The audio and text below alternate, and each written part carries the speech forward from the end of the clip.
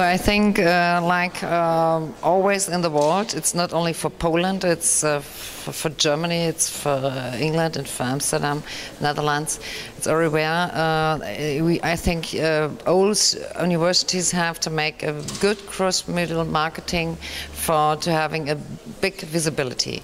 If you don't do it, there are problems to be founded. This is search is today the whole thing.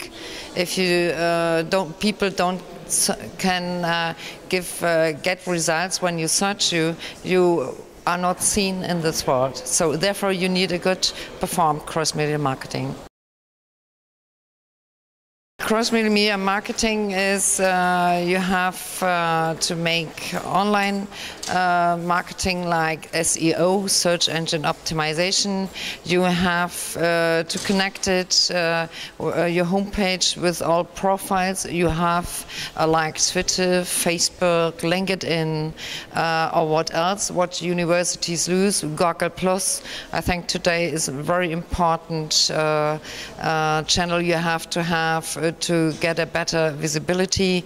So if you connect them all together and use QR codes for printings to come to have a chance to come in the internet with your when you have your home site website behind it, so this will be a good thing.